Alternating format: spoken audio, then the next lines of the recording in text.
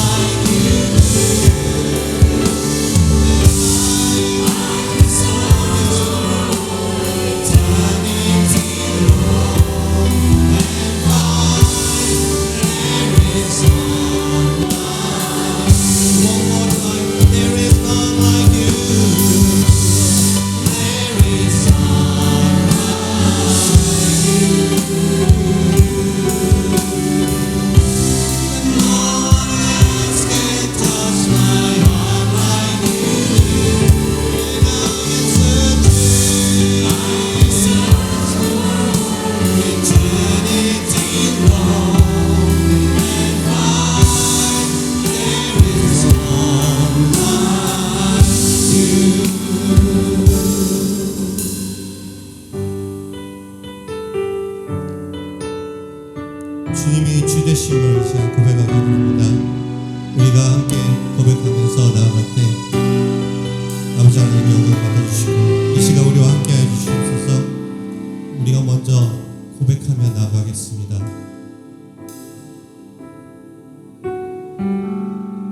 내 손에 들려있는 지팡이 사용하셔서 주님만이 주 되심을 나타내소서. 맡겨주신 사명을 감당할 힘을 주시고 주 이름만 높이게 하소서.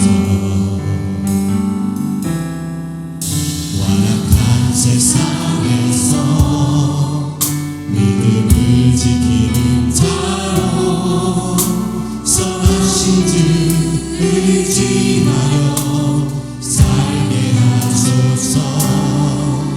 거룩한 백성으로 구별된 주의 자녀로 주 이름만 따르게 하소서.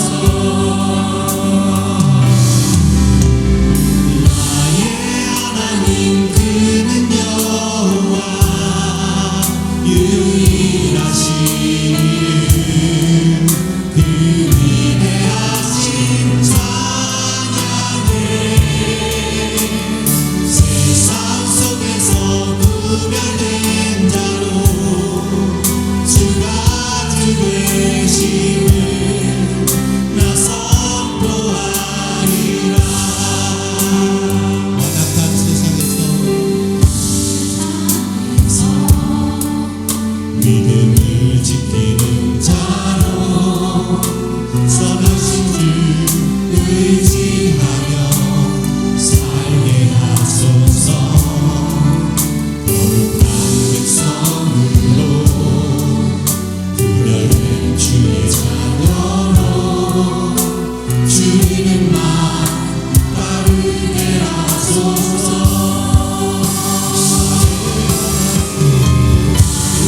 하나님 그는 여호와 유일하신 이름 그 위대하신 찬양해. 세상 속에서 구별된 자로 주가 주 되심을 나 선포하리라. 함께 고백하시겠습니다.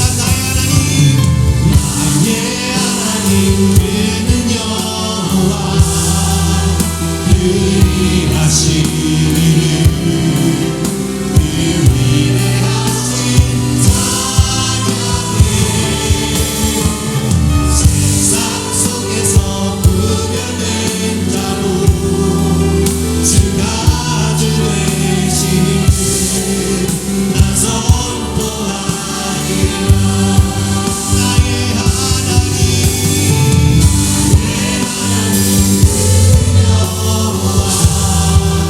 유일하신 이름 그 위대하신 찬양해. 세상 속에서 구별된 자로 주가 주 되심을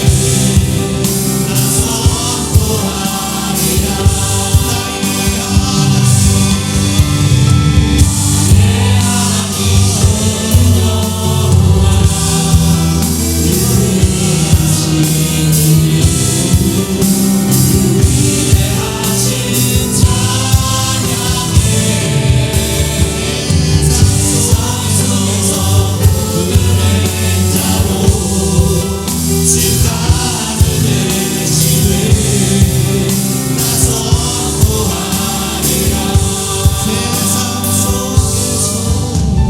세상 속에서 구별된 자로 주가 주 되심을 나 선포하리라.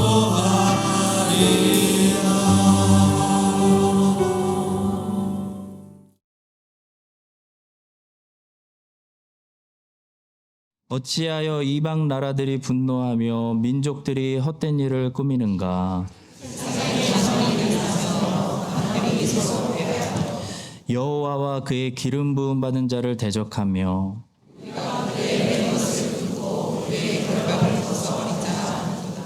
하늘에 계신 이가 웃으시며 그때 분을 바라며 진노하사 그들을 놀라게 하여 이르시기를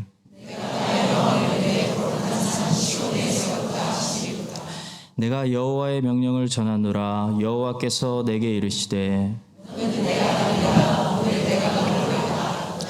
내게 구하라. 내가 이방 나라를 내 유업으로 주리니 내 소유가 땅끝까지 이르리로다. 아멘. 사랑과 은혜가 충만하신 하나님 아버지, 한 주간 동안의 삶 가운데 변치 않는 사랑과 은혜를 부어주시니 감사를 드립니다. 우리를 창조하시고 우리의 삶을 인도하시며 보호하여 주시고 이 시간 귀한 예배를 통하여 주님께 영광 돌리게 하심도 감사를 드립니다. 우리에게 하나님을 아는 지혜를 허락하시고 우리의 삶이 주님께 예배로 드려지도록 축복하여 주옵소서. 긍휼의 하나님, 우리의 죄와 실수를 고백합니다. 우리는 연약하여 잘못된 선택을 하기도 하고 타인에게 상처를 주기도 하며 주님의 뜻을 따르지 않기도 합니다. 우리의 이런 실수를 인정하며 회개하오니 용서하여 주시고 우리를 새롭게 하여 주옵소서. 우리의 마음과 행동이 하나님 앞에 바른 삶이 될 수 있도록 도와주시옵소서. 하나님 아버지, 우리 한인 장로교회를 영적으로 양적으로 부흥의 자리에 있게 하심을 감사드립니다. 담임 목사님과 부목사님, 전도사님을 통하여 말씀과 신앙 훈련에 전력케 하시고 복음 전파의 사명을 감당케 하시며 어린 생명들을 잘 양육케 하시어 주님 나라 확장을 잘 준비하게 하시니 감사를 드립니다. 이 모든 일을 위하여 온 성도들이 중보 기도하며 합심하여 주님의 뜻을 이루게 하옵소서.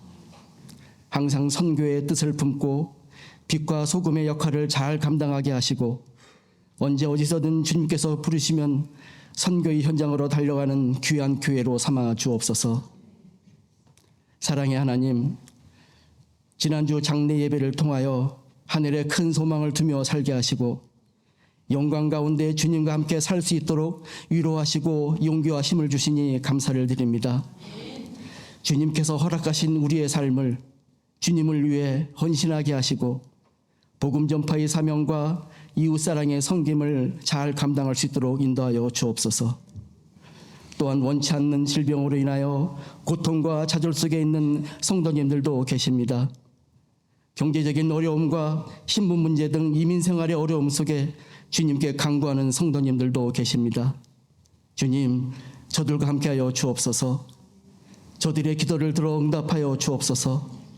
모든 문제가 주님 뜻 안에서 하나님의 방법으로 회복되고 해결되게 하옵소서. 각자의 상황은 다르지만 하나님께서 우리를 부르신 그 뜻을 깨닫고 우리의 작은 순종을 통하여 하나님의 크신 인도하심을 경험하는 복을 허락해 주옵소서. 이 시간 하나님의 말씀을 들고 단위에 서신 담임 목사님께 큰 능력을 부어주시며 말씀 듣는 모든 성도들이 성령 충만의 삶을 살게 하여 주시고 새롭게 결단하며 새 힘을 얻을 수 있게 하옵소서. 예배를 돕는 모든 성길들을 기억하여 주시고 그들이 수고와 헌신을 기쁘게 받아주셔서 더 귀하고 복된 것으로 채워 주옵소서. 이 모든 말씀 저희를 사랑하시는 예수님의 이름 받들어 간절히 기도했사옵나이다. 아멘.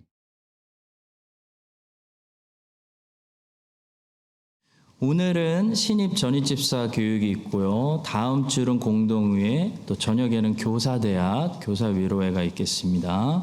신입 전입집사 대상자분들 오늘 다 참석하셔서 오후 2시에 본당에서 교육 받으시고 또 우리 교회 서리집사 임명을 받으시기를 권하여 드립니다. 다음 주 주일에는 교회 운영 규정 부분 수정에 관한 설명회를 우리 전 교인을 대상으로 또 제가 하도록 하겠습니다. 오후 1시 40분에 본당에서 하도록 하겠습니다. 설명회를 들으시고 또 이어서 공동의회는 오후 2시부터 정확히 하도록 하겠습니다. 새가친 사역원에서 함께 섬기기 원하시는 분들 모집합니다. 새가친 사역원 또 사역원자님께 말씀해 주시고요. 지난주에 우리 김철원 집사님 모친 박병옥 님께서 소천하셔서 중국에 가셨습니다. 많이 기도해 주시고요. 또 지난주에 우리 고 권병상 집사님 장례 예배를 잘 드렸습니다. 우리 유가족들께서 오늘 떡을 준비해 주셨습니다. 감사합니다.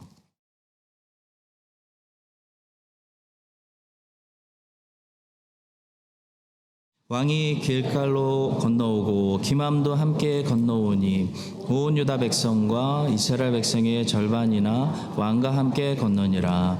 온 이스라엘 사람이 왕께 나와 왕께 아뢰되 우리 형제 유다 사람들이 어찌 왕을 도둑하여 왕과 왕의 지방과 왕을 따르는 모든 사람을 인도하여 요단을 건너가게 하였나이까 하매 모든 유다 사람이 이스라엘 사람에게 대답하되 왕은 우리의 종친인 까닭이라. 너희가 어찌 이 일에 대하여 분내느냐? 우리가 왕의 것을 조금이라도 얻어 먹었느냐? 왕께서 우리에게 선물로 주신 것이 있느냐?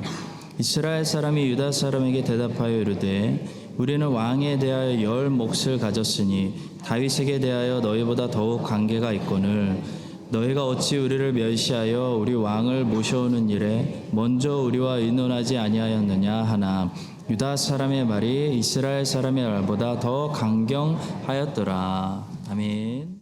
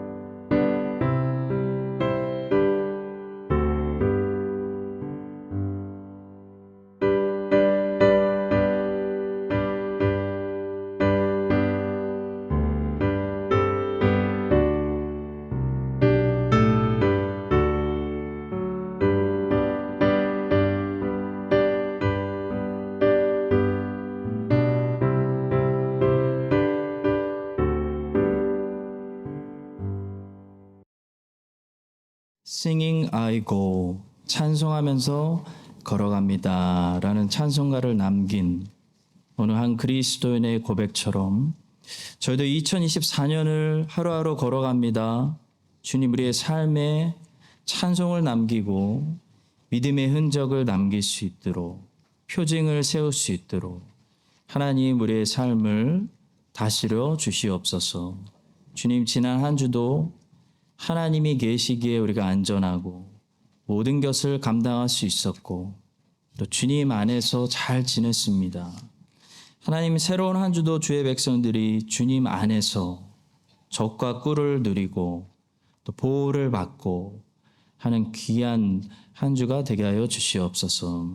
우리에게 필요한 것들 손에 맡겨주시고 채워주심을 감사합니다. 하나님이 주셨음을 고백합니다. 하나님의 것임을 인정합니다.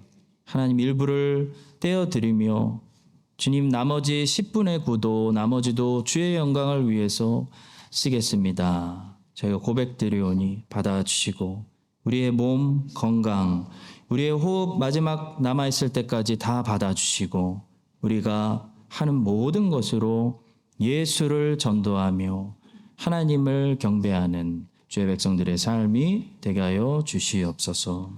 성가대의 찬양을 기쁘게 받아주시옵고 하나님께는 영광이요 주의 백성들에게는 은혜의 단비가 내리는 귀한 시간이 되게 하여 주시옵소서.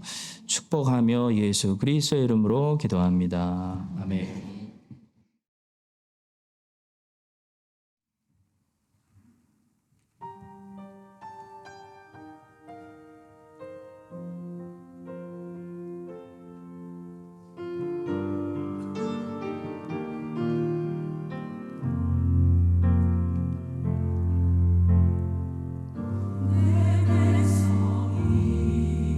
나를 떠나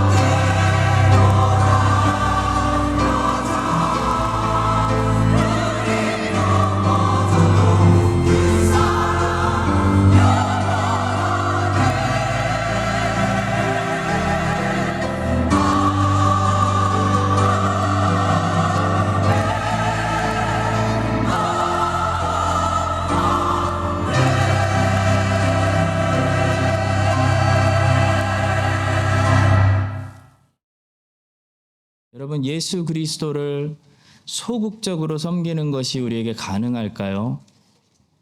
적당히 거리를 두고 올인하지는 않고 예수 그리스도를 소극적으로 섬기면 우리에게 어떤 일이 일어날까요? 이런 일이 일어납니다. 예수님을 섬기고 싶어도 이상하다, 섬기지 못하는, 섬김의 기회를 다른 사람들에게 빼앗기는 그런 일들이 일어나게 됩니다. 가롯 유다가 영광스러운 사도의 직분을 마띠아에게 빼앗겼습니다. 1달란트 받았던 종이 그 귀한 1달란트, 정말 귀한, 적지 않은 그 1달란트를 5달란트 받았던 종에게 빼앗겼습니다. 예수님을 섬길 수 있는 특권을 다른 사람들에게 빼앗기지 않고 계속 가지고 있으려면 적극적으로 주님을 섬겨야 됩니다. 오늘 본문에 등장하는 이스라엘 백성들과 유다 지파 사람들 이 이야기를 통해서 적극적으로 예수님을 우리가 왜 섬겨야 하는지 몇 가지만 살펴보도록 하겠습니다. 첫 번째로, 아무리 먼저였어도 소극적인 사람은 나중이 되고, 아무리 나중에 믿었어도 적극적인 사람은 먼저가 된다는 사실입니다. 본문 19장 앞부분을 보시면요, 원래 다윗을 모셔오는 일에 적극적이었던 사람은 이스라엘 사람들이었습니다. 원래 이스라엘 사람들이 더 적극적이었고, 유다 지파 사람들은 알아서 오시겠지, 소극적이었기 때문에 다윗이 오히려 유다 장로들을 불러다가 책망한 적이 있습니다. 19장 11절과 12절입니다. 다윗 왕이 사독과 아비아달 두 제사장에게 소식을 전하여 이르되, 너희는 유다 장로들에게 말하여 이르기를, 왕의 말씀이 온 이스라엘이 왕을 왕궁으로 도로 모셔오자 하는 말이 왕께 들렸거늘 너희는 어찌하여 왕을 궁으로 모시는 일에 나중이 되느냐? 너희는 내 형제요 내 고리기건을 너희는 어찌하여 왕을 도로 모셔오는 일에 나중이 되리요 하셨다라고 전했습니다. 처음에는 이스라엘이 먼저 된 자였고 유다가 나중된 자였습니다. 근데 오늘 본문에 보니까 둘이 바뀌었어요. 막상 다윗이 요단강을 건널 때 보니까 유다 지파 사람들 적극적으로 모여가지고 왕을 모시고 건넜습니다. 이스라엘은 한 발 늦어서 늦게 도착해서 왕이 이미 다 건너온 다음에 도착해가지고 왜 미리 연락 안 줬냐고 오히려 화를 내고 있는 것을 보고 있습니다. 먼저 된 자가 나중되고 나중된 자가 먼저 된다. 우리 주님의 말씀이 적용되는 것을 보고 계십니다. 자, 성도 여러분, 먼저 되었던 자들이 이스라엘처럼 이렇게 나중되면 어떻게 되냐면요, 시기심 때문에 화를 내게 돼 있어요. 왜냐하면 옛날에 내가 먼저였거든요. 근데 어느 순간 보니까 유다 사람들이 더 먼저가 돼서 하나님께 막 쓰임받고 있어요. 나는 나중이 된 거예요. 그래서 그들은 시기하고 화를 내고 있는 거예요. 그러니까 여러분과 저는 이런 시기심에 사로잡히는 나중된 자들이 되지 않기 위해서 꼭 먼저 된 자들이 다 되시기를 축원합니다. 그럼 무엇이 먼저가 되는지 나중이 되는지를 결정할까요, 여러분? 적극성이에요. 적극적으로 예수를 평생 믿지 않으면 나보다 더 적극적인 사람들이 내가 차지할 수 있는 자리를 다 차지하게 되는 겁니다. 하나님의 나라는 그런 방식으로 분배되어지는 나라이기 때문에 우리는 항상 적극적이어야 합니다. 안 그러면 빼앗깁니다. 빼앗기면 시기하게 됩니다. 신앙생활은 뜨겁게 하는 거예요. 미지근하게 되면 뜨거운 사람들에게 다 빼앗기게 되는 게 신앙생활입니다. 주님은 미지근한 사람들은 토해낸다 라고 말씀하셨습니다. 토마스 왓슨은 땅은 온유한 자에게 분배되지만 천국은 침노하는 자들에게 분배된다는 진리를 이야기했습니다. 여러분, 왜 성경은 천국이 침노당한다는 그런 격한 표현을 쓰냐면요, 천국, 하늘나라, 곧 하나님의 나라, 모든 사람들에게 똑같은 사이즈로 분배되는 것이 아니고 각 사람이 일한 만큼 많이 일한 사람들에게는 많이 분배되어지는 그런 나라이기 때문입니다. 우리가 마트에서 계산을 하려고 줄을 설 때는 줄을 선 순서대로 내 차례가 오지만 천국은 먼저 줄 섰다고 먼저 부르심 받았다고 그 사람에게 먼저 오는 것이 아닙니다. 하나님의 나라는 더 적극적인 사람, 침노하는 사람, 구하고 찾고 두드리는 사람, 더 많이 일을 맡아서 주님의 일을 해서 돌려드리는 종들에게 분배되어진다는 거죠. 그래서 소극적인 제자라든지 가만히 있는 그리스도인이라는 이런 말은 마치 느린 비행기라는 말처럼 굉장히 뭔가 이상한 말이에요. 어울리지 않는 말이에요. 비행기는 빠르잖아요. 그래서 느린 비행기라는 말이 이상하게 들리는 것처럼 그리스도인, 예수의 제자는 천국을 침노하는 사람이기 때문에 점점 지경이 넓어지는 게 정상적인 거예요. 자연스러운 모습이에요. 점점 더 많은 달란트를 주인에게 받아요. 더 많은 일들을 더 능히 감당하는 모습이 그리스도인에게 자연스러운 모습이고 갈수록 더 구하고 찾고 두드리는 사람이 되고 시간이 지날수록 큰 나무가 돼서 풍성한 열매들을 많이 맺는 것이 그리스도인에게 자연스러운 모습이라는 겁니다. 에드워드 레이놀스라는 분이 이런 말을 했습니다. 인간의 영혼은 하나님을 더 많이 알수록 그분을 더 알기 위해 그분과 함께 거합니다. 인간의 영혼은 하나님의 은혜를 더 깊이 맛볼수록 출애굽기 33장의 모세처럼 하나님의 영광을 더 사모합니다. 하나님의 영광을 제일 많이 봤던 모세가 모든 이스라엘 사람들보다 하나님의 영광 보기를 더 사모하고 있어요. 하나님은 어떤 분이시냐면 알면 알수록 더 알고 싶은 분이에요. 그러니까 만약에 내가 지금 하나님을 나는 별로 알고 싶지 않은데요. 이 정도면 충분히 안다고 생각하는데요. 한다면 그 이유는 하나님을 지금 내가 모르기 때문이에요. 하나님을 너무 모르는 거예요. 그래서 마태복음 25장 29절의 말씀이 맞습니다. 무릇 있는 자는 받아 풍족하게 되고 없는 자는 그 있는 것까지 빼앗기리라. 언제나 어떤 자들이 하나님을 더 알고 싶어 하냐면 하나님을 아는 자들이 하나님을 더 깊이 알고 싶어 하는 거예요. 하나님을 모를수록 하나님을 알아야 될 필요성은 커지는데 불행하게도 하나님을 알고 싶은 욕구는 떨어져요. 그러니까 하나님을 아는 은혜를 받은 사람은 계속 하나님을 알려고 하기 때문에 알아가게 되는 것입니다. 그게 있는 자는 받아 풍족하게 된다는 말씀이에요. 그 사람은 영생을 가진 겁니다. 성경은 하나님을 아는 지식이 생명의 지식, 영생이라고 말하고 있기 때문입니다. 요한복음 4장에 나오는 우리가 잘 아는 이 사마리아 여인은 처음에 예수님을 어떤 사람으로 알았냐면요.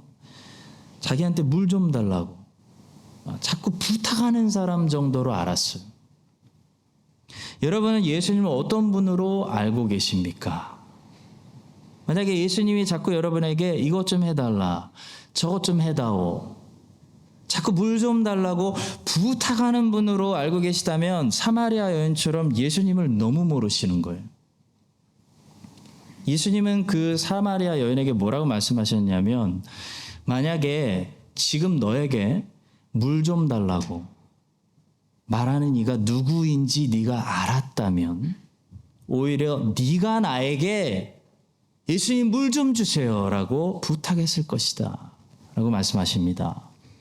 예수께서 대답하여 이르시되 내가 만일 하나님의 선물과 또 내게 물 좀 달라 하는 이가 누구인지를 알았더라면 내가 그에게 구하였을 것이요 그가 생수를 내게 주었으리라. 예수님 말씀이 이런 거예요. 내가 나를 모르기 때문에 내가 너에게 자꾸 물 좀 달라고 부탁하는 사람 정도로 알고 있는 거지. 만약에 네가 내가 누구인지를 알았다면 오히려 그때부터는 네가 나를 붙잡고 제발 물 좀 달라고 구했을 것이다. 그런 말씀입니다. 아직도 주님이 자꾸 나에게 너 봉사 좀 해줘라. 그렇게 부탁하시는 분으로 알고 있다면 주님을 너무 모르는 거예요, 우리는. 우리 교회는 주님을 너무 모르는 겁니다. 주님을 진짜 알게 된다면 주님이 하나님이 나에게 주신 선물이라는 사실을 알게 된다면 우리가 주님을 막 따라다니면서 맨날 부탁하고 다닐 거예요. 물 좀 달라고. 주님 제발 나를 좀 써달라고. 주님 제발 저를 버리지 말고 저를 사용해 달라고. 성도 여러분, 천국은 줄선대로 차례로 분배되어지지 않습니다. 줄을 먼저 쓰셨어도 적극적이지 않으면 이스라엘처럼 더 적극적인 사람들, 보화를 발견한 사람들에게 빼앗기게 되는 거예요. 적극적으로 구하고 주님을 두드리고 달란트를 불리고 천국을 침노하고 정복하고 주님을 더 깊이 알려고 하는 자들에게 하나님의 나라는 그 사람들을 통해 더 많이 베풀어지는 것입니다. 우리들 중에도 먼저 된 자들이 중간에 식어버려가지고 나중된 자들이 될 것이고, 나중된 자들이 5시에 부름받은 자들이 1시간밖에 없다니 라는 사실을 깨닫고 바울처럼 달려가가지고 더 적극적이고 뜨거워서 먼저 되는 자들이 많이 있을 것입니다. 왜냐하면 이건 주님의 말씀이기 때문에 그렇게 될 거예요. 먼저였던 자들이 나중이 되면 이스라엘처럼 유다를 시기하게 되어 있습니다.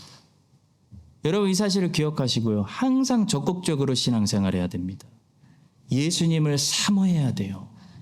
천국을 침노하는, 그래서 하나님의 나라가 다른 교회를 통해서 이 땅에 베풀어지기보다 우리 교회를 통해서, 다른 사람의 인생이 아니라 내 인생을 통해서 하나님의 교회가, 하나님의 나라가 이 땅에 많이 베풀어지는, 천국을 침노하는 그런 먼저 된 자들이 되시기를 예수님의 이름으로 간절히 축원합니다. 두 번째로, 예수 그리스도를 향해 적극적으로 사는 인생은 육체적인 것을 의지하거나 자랑하지 않는 인생입니다. 본문에서 이스라엘이 소극적으로 가만히 있다가 왕을 모셔오는 일에 한 발 늦어가지고 그 일을 빼앗긴 유다 지파에게 이렇게 빼앗기게 된 것은, 이스라엘은 어떤 우월감을 항상 가지고 있냐면, 왕정시대 500년 동안 항상 유다를 보면서 어떤 우월감, 생각을 가지고 있었냐면, 우리는 10지파야. 우리는 수가 많아. 이 생각을 가지고 있었다는 거예요. 43절입니다. 이스라엘 사람이 유다 사람에게 대답하여 이르되 우리는 왕에 대하여 10몫을 가졌으니 다윗에게 대하여 너희보다 더욱 관계가 있거늘 너희가 어찌 우리를 멸시하여 우리 왕을 모셔오는 일에 먼저 우리와 의논하지 아니하였느냐 하나 유다 사람의 말이 이스라엘 사람 말보다 더 강경하였더라. 이스라엘 사람들은 10지파 수가 많기 때문에 자동적으로 왕하고 관계가 깊은 줄 알았습니다. 자동적으로 유다 지파보다 우린 수가 많은데 왕하고 우리가 가깝지라고 생각했다는 거예요. 이게 육체적인 생각입니다. 하나님의 나라는 수의 논리로 분배되지 않아요. 수의 논리로 임하는 것이 아닙니다. 적극적으로 하나님의 말씀에 순종하는 사도 바울과 같은 사람들을 통해서 임하는 게 하나님의 나라죠. 사도 요한은 요한복음 1장 14절에서 이런 말을 했습니다. 말씀이 육신이 되어 우리 가운데 거하시매 우리가 그의 영광을 보니 아버지의 독생자의 영광이요 은혜와 진리가 충만하더라. 사도 요한은 예수님 안에서 독생자의 충만한 영광을 봤어요. 여기서 본다는 말은 육체의 눈으로 본다는 말이 아닙니다. 육체의 눈으로 보면 아무리 봐도 예수님 모습은 너무 평범한 모습이에요. 너무 평범한 초라한 목수의 아들의 모습이었어요. 근데 제자들은 뭘 봤냐면 목수의 모습 안에서 신성, 하나님의 충만한 영광을 봤다 라고 증언하고 있는데요. 여기서 보다, 우리가 봤다 라고 사용된 데아오마이라는 헬라어는 32절에 다시 등장합니다. 요한이 또 증언하여 이르되 내가 보매 성령이 비둘기같이 하늘로부터 내려와서 그의 위에 머무르시더라. 32절에서 보고 있는 사람은 사도 요한이 아니라 세례 요한입니다. 세례 요한도 뭔가를 봤어요. 뭔가를 봤다고 우리에게 증언하고 있는데 뭘 봤죠? 하나님의 성령이 하시는 일을 봤어요. 하나님의 성령을 봤습니다. 하나님의 성령은 영이시기 때문에 이 육체의 눈으로 볼 수 있는 게 아니에요. 그날 하나님의 성령이 예수님께 내려오시는 것을 요단강에서 본 사람은 세례 요한밖에 없었어요. 사도 요한이나 세례 요한, 육체의 눈으로만 보는 사람들이 아니었어요. 겉모습만 보는 사람들, 수를 보는 사람들, 육체에 일어나는 일들만 가지고 교회를 운영하려고 하는 사람들을 독생자의 영광을 보지 못하는 거예요. 성령이 하시는 기이한 비밀스러운 일들을 보질 못하는 거예요. 회사라고 생각하는 거예요. 오카는 목사님은 요한복음 강해 설교에서 이렇게 말씀하십니다. 우리의 눈은 육신 뒤에 감춰진 하나님의 영광을 보는데 아무 도움이 안 될 뿐 아니라 오히려 치명적인 방해가 될 수 있습니다. 제 목소리를 좀 따라해 봤습니다. 육체의 눈으로 자꾸 판단하는 사람들이 있어요. 성령이 하시는 기이한 일을 기대하지 못합니다. 그 육체적인 생각 때문에 독생자의 영광을 보지 못한다는 거예요. 예를 들어 예수님의 형제들이 그랬죠. 예수님의 형제들은 예수님이 부활하실 때까지 예수님 안 믿었어요. 예수님 말리고 다녔어요. 예수님의 형제들은 육체의 눈으로 남들보다 어렸을 때부터 예수님을 더 많이 봤기 때문에 오히려 그것이 그들로 하여금 이 목수의 아들 속에서 독생자의 영광을 보는데 믿음의 장애가 됐다는 거예요. 치명적인 방해가 되는 거예요. 나사렛 고향 사람들도 그랬죠. 옆 동네 다 믿었거든요. 근데 나사렛 사람들만 믿기 어려웠어요. 독생자의 영광을 보지 못했어요. 왜냐하면 나사렛 사람들은 요셉의 아들, 이 생각이 너무 강했어요. 요셉의 아들의 겉모습을 너무 오랫동안 본 거예요. 저 청년이 하나님일 리가 없지 않냐. 독생자의 영광을 못 봤어요. 성도 여러분, 겉모습이 화려한 것이 이 안목의 정욕을 만족시켜주는 일일수록 그 일을 통해 독생자의 영광을 보기가 힘든 것입니다. 방해가 돼요. 그래서 종교개혁자들은 로마 카톨릭의 화려한 예배, 이 화려한 성전과 압도시키는 그림들과 이 화려한 예배 미사를 심플하게 개혁시켜야 된다고 주장한 거예요. 청교도들은 성공회가 가지고 있는 화려한 예배를 개혁시켜야 된다고 주장한 거예요. 눈에 보이는 것들이 카톨릭은 신앙을 돕는다고 생각했지만 개혁자들은 그것이 신앙을 방해한다. 독생자의 영광을 보지 못하게 한다. 치명적인 방해다라고 생각했습니다. 여러분, 교회의 겉모습이 너무 화려하면 오히려 그것은 영이신 하나님의 영광을 우리가 보게 하는데 장애가 될 수 있습니다. 진짜입니다. 교회 겉모습은, 교회는 예수님의 몸이잖아요. 예수님의 겉모습이 그냥 평범한 목수의 모습이었던 것처럼 교회의 모습은 평범한 것이 제일 좋은 것입니다. 구약의 성막도 그랬어요. 구약의 성막을 밖에서 보면요, 그 겉모습이 그냥 초라한 하얀색 텐트에 불과했어요. 이교도들은 자기네들이 모시는 신전을 막 금으로 막 발랐는데 이스라엘이 섬기는 야훼 하나님이 계신다는 그 성막은 하얀색 텐트에 불과했어요. 근데 여러분 그 성소 안에 들어가면 금으로 가득했습니다. 등잔대, 분향단 이런 금으로 가득했어요. 진설병. 그리스도는 그런 분입니다. 여러분 교회도 그래야 됩니다. 겉모습이 화려하면 안 돼요. 안에 있는 것들이 정말 보물들로 세상이 줄 수 없는 보물들, 진리들, 생명, 능력, 은혜 이런 보물로 가득해야 되는 거예요. 저는 빌립보 교회를 굉장히 좋아하는데요. 왜냐하면 빌립보 교회가 탄생되는 그 과정이 좋고 그 교회가 정말 잘 성장했어요. 잘 성장해서 좋은 교회가 되었다는 사실이 참 은혜스럽기 때문입니다.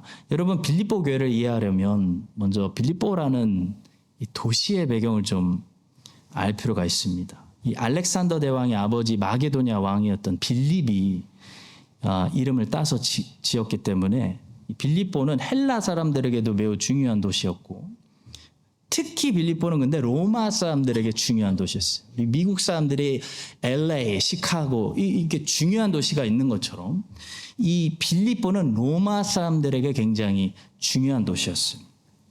옥타비아누스하고 안토니우스하고 나중에 이렇게 전쟁 싸우기 전에 공동 지휘하고 있을 때 거기서 반역자들을 물리쳤다고 합니다. 그 사건을 기념해서 빌립보는 로마의 식민지가 되는 그런 영광을 얻게 돼요. 당시에 식민지가 된다는 것은 유대인들 같은 지독한 사람들을 제외하고 비참한 일로 여겨지는 것이 아니고 오히려 남들이 부러워하는 특권을 가지게 된다는 것을 말했다고 합니다. 그래서 빌립보 그러면 그 작은 로마, 축소판 로마로 인식되어지는 그런 자존심이 강한 도시였어요. 그리고 옥타비아누스가 최초 황제가 될 때 이 빌립보에 사는 사람들에게 특권을 내려서 로마의 모든 행정과 법이 이 식민지 사람들에게 똑같이 적용이 되는 그런 특권을 주었다고 합니다. 그래서 빌립보 사람들은 로마 시민으로서 로마 사람들처럼 대우를 받고 살았어요. 얼마나 프라이드가 셌겠어요. 그래서 그곳에서는 채찍으로 맞거나 체포당하는 것이 금지되어 있었고 황제에게 항소할 수 있는 로마 시민만 가질 수 있는 이 권리들을 가지고 있었어요. 누리고 있었어요. 그래서 바울이 불법으로 두들겨 맞고 풀려나면서 나 로마 시민권이야 라고 했을 때 사람들이 바울을 때린 사람들이 긴장한 겁니다. 이렇게 세상적인 프라이드가 강한 도시에 하나님께서 사람이 손대지 않은 돌, 하나님의 나라를 어떻게 던지시는지, 하나님 나라가 어떤 모습으로 등장하는지 그 과정이 너무 은혜스러워요. 하나님이 어떤 한 사람을 그 도시에 보내시는데 그 사람은 어떤 사람이었냐면 모든 이런 인간적인 명예와 세상적인 특권을 배설물로 생각하는 사람이었어요. 모든 세상적인 것들을 배설물로 여기는 그리스도를 아는 지식에 비교하면 그 가치 면에서 이 모든 로마 시민권들이 누리는 것은 배설물에 불과하다라는 사람이 그 도시에 한 명 딱 들어갑니다. 그런 사람이 그 도시에 들어가서 어떤 방법으로 복음을 전했냐면 멸시받으면서 두들겨 맞으면서 감옥에 갇히면서 세워진 교회가 빌립보 교회. 손대지 않은 돌을 하나님께서 빌립보라는 세속적인 도시에 이렇게 던지신 거예요. 그 빌립보 교회는 잘 자랐습니다. 나중에 바울이 감옥에 있을 때도 바울에게 제일 기쁨이 되는 교회가 되었습니다. 성도 여러분, 우리는 무엇을 자랑할 것입니까? 빌립보 사람들처럼 사람들이 많이 모이는 걸 우리가 자랑할까요? 35년 역사를 우리가 자랑할까요? 타이틀을 자랑할까요? 직분 자랑할까요? 하나님은 그런 것들을 통해 하나님의 나라를 이 땅에 던지시지 않습니다. 절대로 던지시지 않아요. 우리가 그런 것들을 배설물로 여기고 그런 거 아무것도 아니다.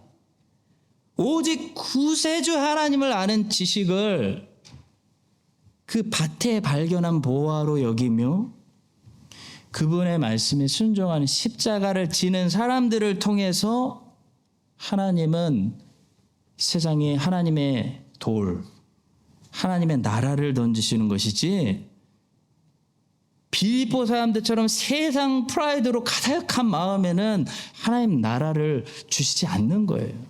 하나님 나라는 그런 사람들을 통해 확장되지 않습니다.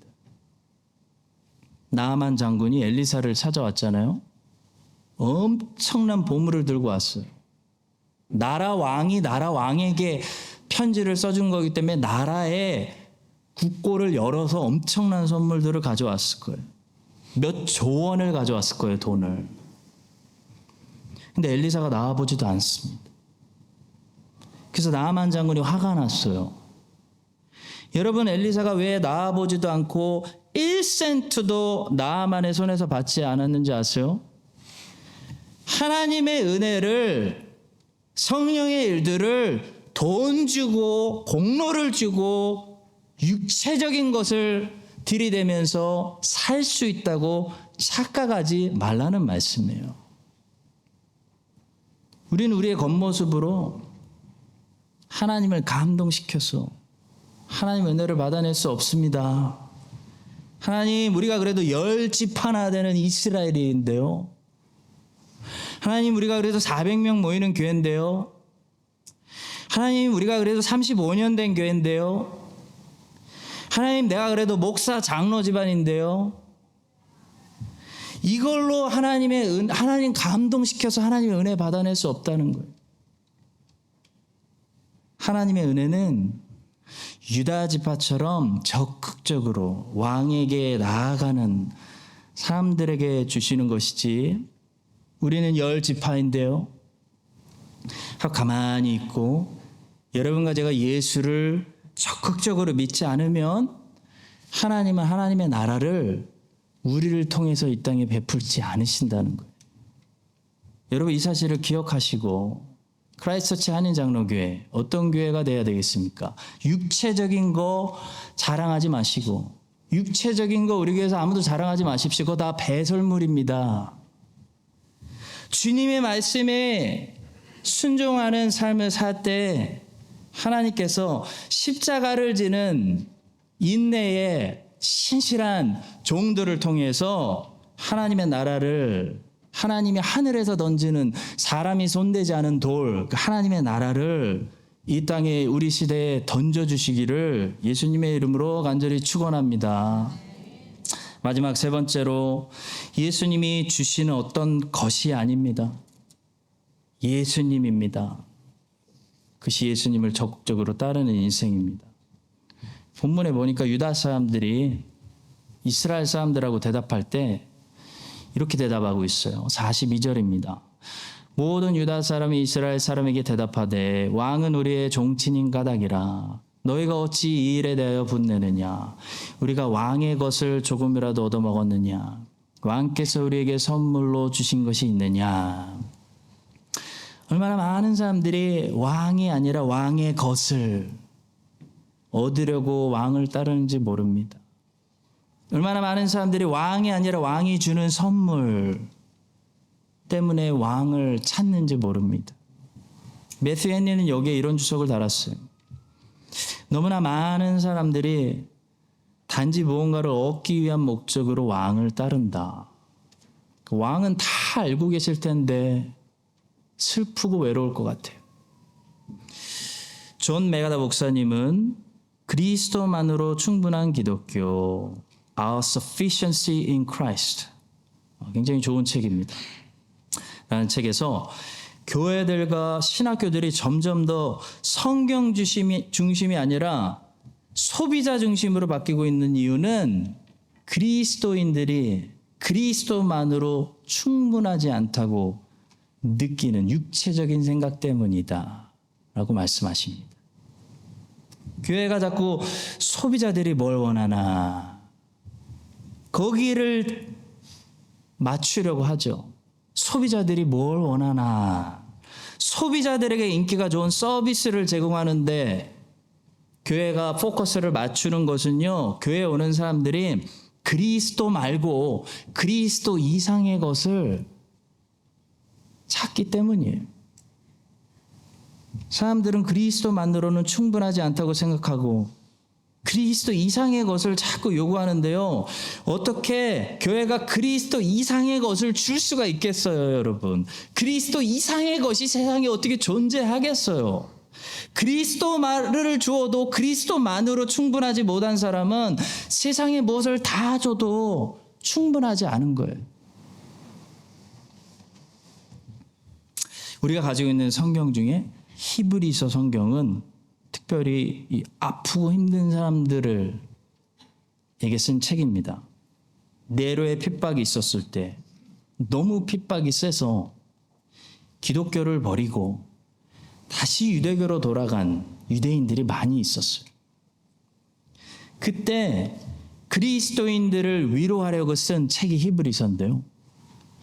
히브리서가 무슨 말로 위로했을까요? 여러분, 네로가 살아서 핍박을 시작했는데 기독교 249년 대핍박이 시작됐는데 무슨 말이 여러분 위로가 되겠어요? 무엇이 위로가 될 수 있었을까요? 바로 예수 그리스도입니다. 히브리서는 세상에서 가장 아프고 가장 위로가 필요한 사람들에게 말씀합니다. 예수를 바라보라. 예수를 깊이 생각하라. 라고 말하는 성경이에요. 히브리서만큼 모든 강줄기들이 예수 그리스도로 모이도록 해석해주고 풀어주는 책은 없습니다. 히브리서를 읽으면 다시 예수 그리스도에게 집중하게 됩니다. 집중력을 높이는 책. 흐트러진 시선이 다시 예수로 향하게 하는 성경, 바로 히브리서입니다.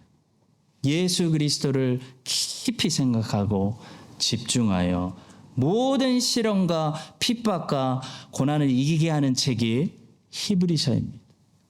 초대교회 성도들은 히브리서 말씀을 읽고 예수 그리스도께 시선 고정해서 네로의 핍박도 인내한 겁니다. 우리 베드로가 물 위를 잠깐 걸었죠. 비결은 딱 하나였습니다. 예수 그리스도께 집중, 예수께 시선 고정.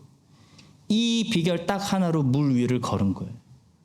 초대교회도 이 비결 하나로 네로의 핍박 견딘 거예요. 지나간 거예요. 불시험 통과한 거예요. 교회가 소멸되지 않은 거예요.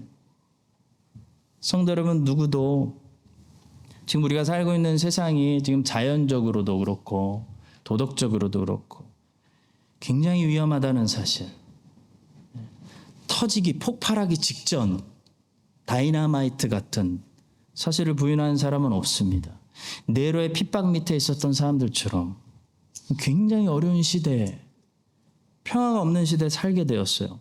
여러분, 이럴 때 뭐가 우리에게 위로가 되겠어요? 우리에게 위로가 되는 것이 딱 하나가 있는데 바로 예수 그리스도입니다.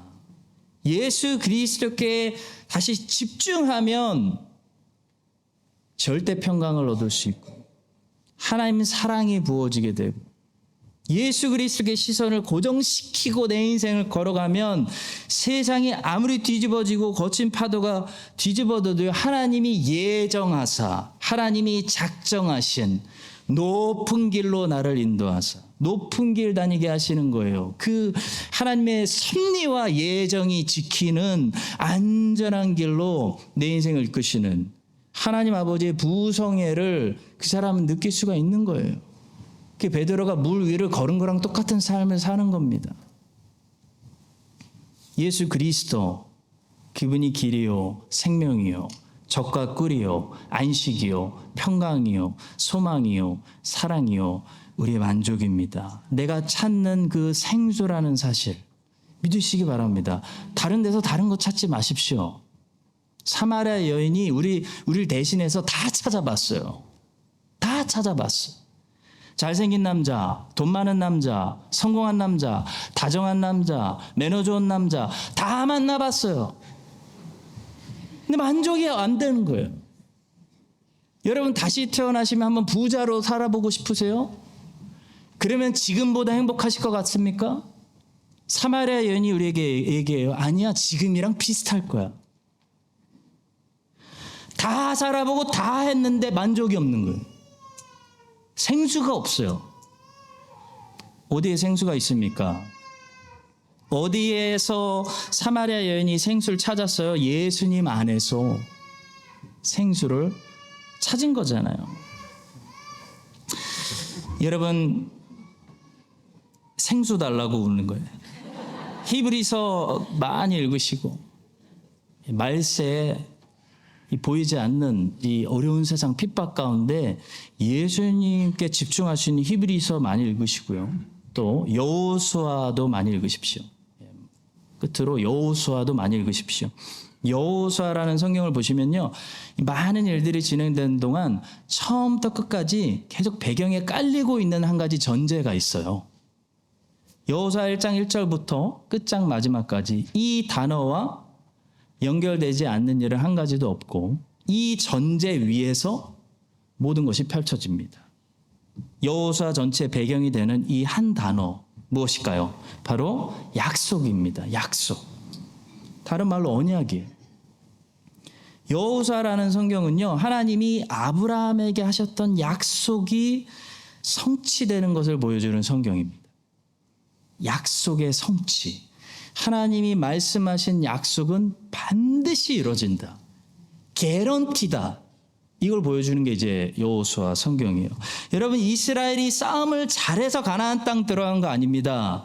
여호수아가 순종해서 가나안 땅 들어간 것도 아닙니다. 가나안 땅을 왜 약속의 땅이라고 부르냐면 약속 붙들고 들어가는 땅이기 때문에 약속의 땅이라고 하는 거예요. 순종으로 들어가시는 거 아니에요. 약속 붙들고 들어가는 거예요. 하나님이 여호수아에게 하셨던 약속도 아니었어요. 근데 하나님이 아브라함에게 하셨던 그 신실하신 약속 때문에 여호수아와 그 세대가 가나안 땅 들어간 겁니다. 그래서 하나님의 백성에게는 하나님의 약속이 최대 무기예요. 하나님의 약속이 최대 무기. 하나님 약속만 붙들면 마귀도 이기고 시련도 이기고 세상 재앙 다 견딜 수 있어요. 여러분, 요셉이 우리의 히어로, 요셉이 그걸 다 견뎠잖아요. 그 시련이 닥치기 전에 하나님이 먼저 꿈을 주셨기 때문입니다. 꿈이 있었기 때문이에요. 꿈이 없었으면 못 견뎌요. 꿈은 다른 말로 하면 요셉에게 하나님의 약속이었어요. 내가 너의 인생에 이런 계획을 가지고 있다. 이 약속을 받았기 때문에 요셉이 다 이기는 겁니다.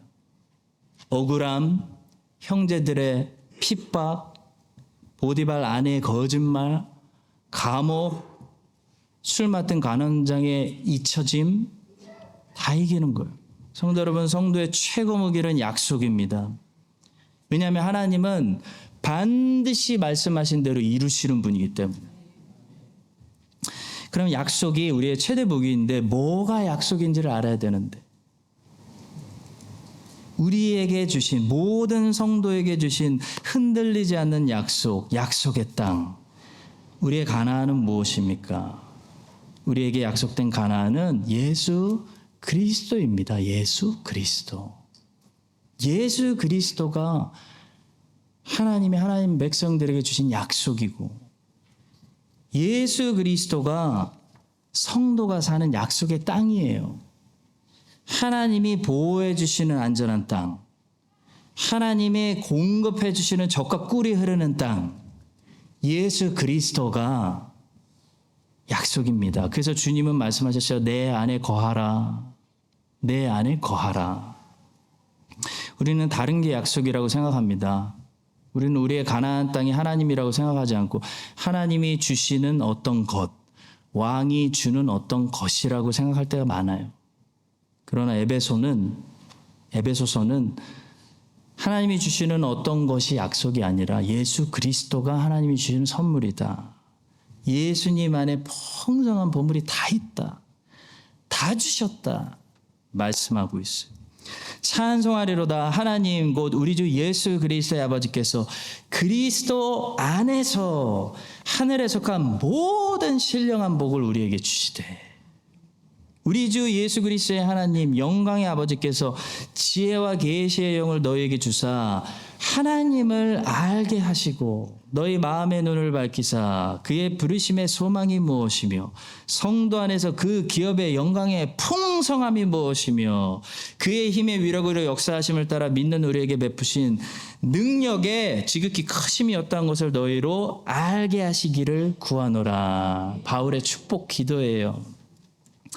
능히 모든 성도와 함께 지식에 넘치는 그리스도를 알고 그리스도의 사랑을 알고 그 너비와 길이와 높이와 깊이가 어떠함을 깨달아 하나님의 모든 충만한 것으로 너에게 충만하게 하시기를 구하노라. 바울의 축복이었어요. 사랑하는 성도 여러분, 예수님이 평강을 주시는 것이 아니라 예수님이 환난 중에도 성도의 평강인 것입니다.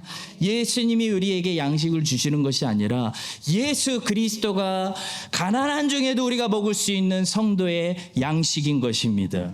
예수님이 우리의 안전을 제공해 주시는 것이 아니라 환난 중에도 예수 그리스도가 나의 방패요 우리의 피할 바위시며 우리를 환난에서 능히 건지시는 구원의 뿌리신 거예요.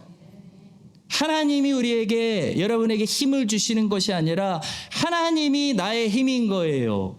여호와가 나의 힘인 것입니다. 힘 빠지는 인생 가운데서도 여호와가 나의 힘이기 때문에 나는 오늘도 힘냅니다. 이것이 시편의 고백이에요. 나의 힘이신 여호와여 내가 주를 사랑하나이다. 여러분 이 사실을 기억하시고요. 쉽지 않아요. 인생은 앞으로 더 어려워집니다. 쉽지 않은 이 세상에서 인생을 신앙으로 이겨내며 인내하며 또 한 주를 살아가실 때 여호와를 힘으로 삼으시고 예수 그리스도를 먹고 마시고 가난하십니까? 배고프십니까? 예수 그리스도를 먹고 마시세요.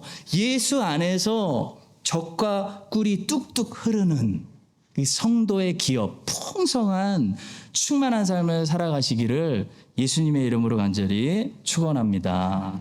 사랑하는 예수님, 다윗의 책망을 듣고 나중되었던 유다 지파가 적극적으로 왕을 영접해서 먼저 된 자가 된 것처럼 우리 모두가 끝까지 적극적으로 주님께 열심을 내어 하나님의 나라를 이 땅에 많이 오게 하는 천국을 침노하는 종들이 되게 하여 주시옵소서. 육체의 눈으로 판단하지 않게 하시고 사도 요한과 세례 요한처럼 목수의 모습에서도 독생자의 영광을 보고 성령의 일을 보는 영적인 눈을 허락하여 주시옵소서. 예수님이 주시는 어떤 것이 아니라 예수님을 잘 받아서 주님 안에 거하며 젖과 꿀이 흐르는 풍요로운 성도의 삶을 살게 하여 주시옵소서. 귀하신 이름 예수 그리스도의 이름으로 기도합니다. 아멘. 이제는 모든 것 중에 가장 보배로우신 우리 구주 예수 그리스도의 은혜와 하나님 아버지의 변치 않는 사랑과 말씀을 삶으로 적용시켜 주시는 성령 하나님의 교통하심, 예수님께 집중하며 예수님을 깊이 묵상하며 예수를 바라보며 이 거친 바다 위를 걸어가기를 준비하는 모든 주께서 구속하신 안전한 백성들 위에 이제부터 영원까지 함께 하시기를 간절히 축원합니다. 아멘.